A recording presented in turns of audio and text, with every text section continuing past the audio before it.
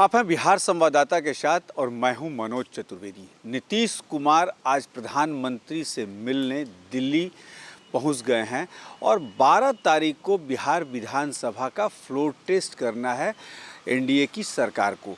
सबसे बड़ी बात है कि इन दिनों जीतन राम मांझी हम के जो अध्यक्ष हैं उनका तमाम ये बयान आया जिससे कि राजनीतिक गलियारों में कुछ गलतफहमी फैली है। उस गलतफहमी को तमाम और दूसरे दलों ने हवा दी कि नहीं, संख्या बल के हिसाब से देखते हुए उन्हें ये 2 मंत्रिमंडल में जगह मिलनी चाहिए।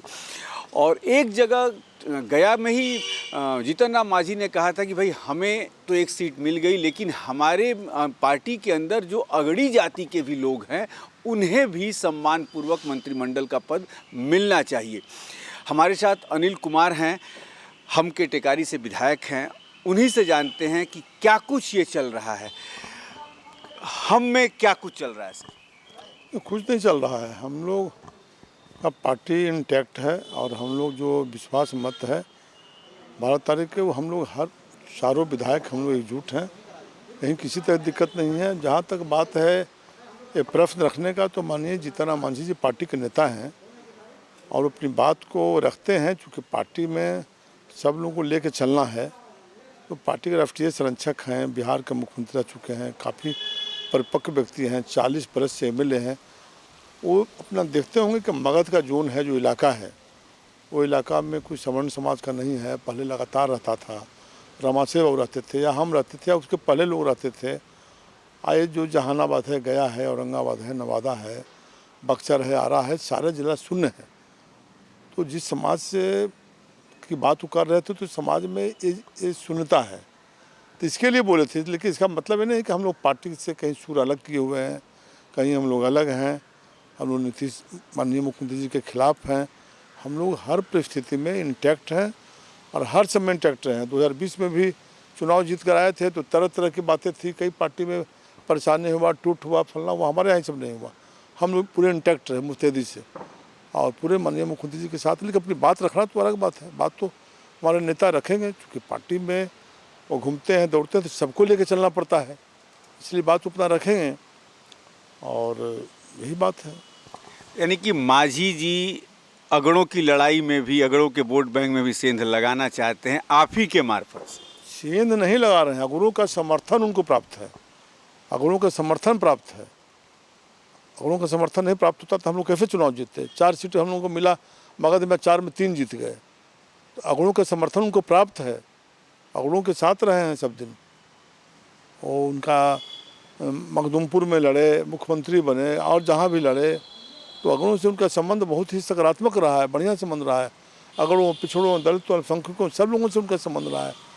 अनिल जी, तेजस्वी यादव और उनकी पार्टी राजद कह रही है कि 12 तारीख तो आने दीजिए, खेला तो हम दिखाएंगे। खेला क्या, सिर्फ आप वाला जो संख्या बल है 4, उसी पे वो दिखाना चाहते हैं और हवा भी यही फैलाएगी। हमारे विधायक तो कभी खेला नहीं दिखाए हैं, हम लोग इंटैक्ट रहे हैं। 2020 में माननीय मुख्यमंत्री जी के साथ थे तो पूरे मुस्तैदी के साथ थे, आज भी है तो चारों मुस्तैदी के साथ। तो खेला उला के बाद जिनका है वो अपना करें।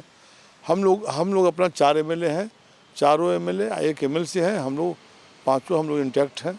हम लोग कहीं कोई दिक्कत कहीं कोई गड़बड़ नहीं है, 12 को कहीं दिक्कत ना, कोई सवाल नहीं उठता है। 24 का चुनाव आने वाला है, कितनी सीटों पर आप लोग दावेदारी कीजिएगा? वो सब अधिकृत है, राष्ट्रीय संरक्षक पार्टी के हमारे नेता और राष्ट्रीय अध्यक्ष, इसलिए उस पर कोई हम लोगों का विवाद नहीं है। आप भारतीय जनता पार्टी के साथ आए थे तो उस समय भी बिना शर्त समर्थन किए थे, तो उसमें कहीं सब कोई विवाद का विषय नहीं आएगा। तो मांझी जी को तो मिल ही जाता है मुँह मांगा, जो भी वो मांगते हैं कि भाई दीजिए इनको मांझी जी। हाँ, तो मिलेगा तो ठीक है, मिलेगा तो पार्टी हमारा है, उसके अनुसार हम लोग जो मिलेगा सो हम लोग समर्थन करेंगे, हम लोग घूमेंगे और जहाँ हमारा उम्मीदवार रहेगा वहाँ मदद करेंगे, और जहाँ दूसरे एनडीए घटक का और उम्मीदवार रहेंगे वहाँ हम उनको मदद करेंगे। एक सवाल बड़ा इतर से हटके पूछना चाहता हूँ। यदि कहा जाए बिहार में तो अति पिछड़ों का नेता जो है चिराग पासवान अपने आप को मान रहे हैं, कितना सही मानेंगे आप? ये बात किसी के बारे में हम कोई उनके टिप्पणी पर हम नहीं कुछ बोलेंगे, लेकिन अति पिछड़ा का कोई नेता नहीं है। अति पिछड़ा समाज का नेता सबसे बड़ा पैदा हुए थे कि गुदड़ी के लाल स्वर्गीय कर्पूरी ठाकुर। आज स्वर्गीय कर्पूरी ठाकुर जी के लोग लेके सब लोग घूमते हैं, उनका फोटो को, मूर्ति को। जो उनके साथ काम किए हैं, जो उनके अनुयायी रहे हैं, सब लोग उनको इज्जत किया है, प्रतिष्ठा दिया है। उनके मरणोपरांत उनके मूर्ति का अनावरण हुआ, मूर्ति बना, सब कुछ हुआ। भारत रत्न मिला। और देश का प्रधानमंत्री जी ने बहुत बड़ा काम किया, भारत रत्न दे दिया।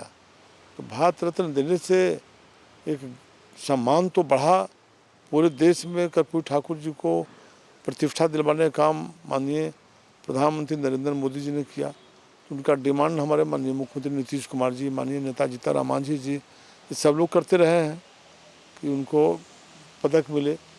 तो इस सबका क्रेडिट तो जनता देखेगी ना, ये सब चीज़ें जनता तो देख रही है सब चीज़। अनिल जी, जब भारत रत्न की बात आई तो सबसे आगे एकदम तुरंत जैसे ही घोषणा हुई, तुरंत राजद के तरफ से ये ट्वीट आया, सोशल मीडिया में ये होने लगा, ट्वीट होने लगा कि हमने डिमांड की थी। लालू तो डिमांड आपने की थी नहीं की थी ये तो बात अलग थी, लेकिन जब मिला तो सब लोग कहने लगे कि हमने डिमांड किया था। लेकिन जब ये सवाल मीडिया ने पूछा लालू यादव से कि आप कद्दावर नेता रहे, केंद्र सरकार में रेल मंत्री रहे, तूती आपकी बोलती थी, उस समय क्यों नहीं दिलवा दिया आपने? बताइए। तो यही तो बात है कि जब उनके प्रति आस्था था, उनके प्रति इतना सम्मान था कि अति पिछड़ा का देश का नेता हैं, गुदड़ी के लाल हैं, उनके साथ काम किए हैं। तो जब भारत सरकार के केंद्र में, आप ठीक ही बोले कि तूती बोलता था काम, माननीय मनमोहन सिंह जी प्रधानमंत्री थे और केंद्र में मंत्री थे, इन्हीं का चलता था बिहार के सवाल पर खास करके। तो वो तो अगर उस समय होता तो पूरा क्रेडिट राष्ट्रीय जनता दल को जाता। बिल्कुल। लेकिन आज के में तो एनडीए को जाएगा क्रेडिट कि एनडीए ने डिमांड किया, एनडीए की दिल्ली में सरकार उन्होंने कर दिया, वो कर दिखाया।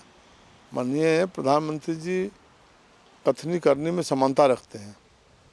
एनडीए के लोगों ने डिमांड किया, बात पर विचार किए कि स्वर्गीय कर्पूरी ठाकुर देश का एक महान हस्ती थे, गुदड़ी के लाल थे, जीवन पर्यंत गरीबों की लड़ाई लड़े, उनके पास कुछ भी नहीं था, एक मकान झोपड़ी तक नहीं था।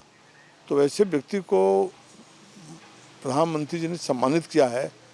तो देश के अति पिछड़ों में ही सिर्फ खुशी नहीं है, दलितों में, अकलितों में, पिछड़ों में, सवर्णों में, सब लोग उनके फॉलोअर थे, सब लोग उनके प्रति आस्था थे लोगों का।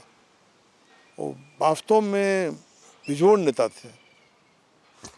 हम जरा सा अनिल जी को रोक के एक बात बता दें कि कर्पूरी ठाकुर, आज की सरकार जो काम कर रही है, पूर्ण शराबबंदी, आरक्षण, महिलाओं को आरक्षण, ये कर्पूरी ठाकुर ने आज से करीब 40 साल पहले ये काम कर दिया था, जो आज की सरकारें अभी सोच रही हैं और करना चाह रही हैं।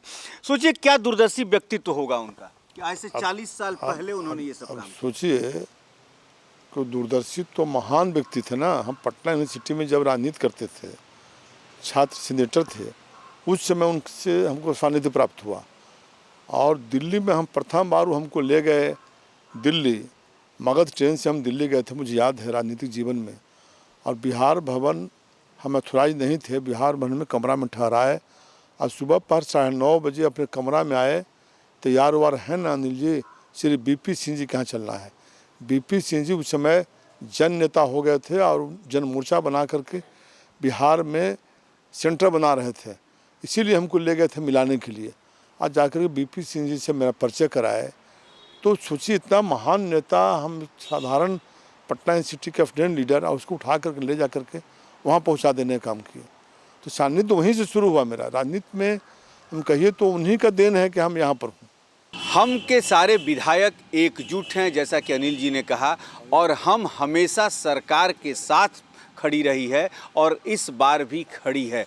तेजस्वी यादव क्या कह रहे हैं, उनके प्रवक्ता क्या कह रहे हैं, और तमाम जो पार्टियां हैं वो क्या कह रही हैं कि 12 तारीख को खेला होगा, लेकिन अनिल कुमार ने ये कह दिया कि कोई खेला होने वाला नहीं है, हम बड़ी आसानी से 12 तारीख को बहुमत हासिल करेंगे। अब देखना ये है कि तेजस्वी यादव जो खेला दिखाना चाहते हैं वो कौन सा खेला होगा, इस पर भी नज़र रहेगी। आप बने रहिए।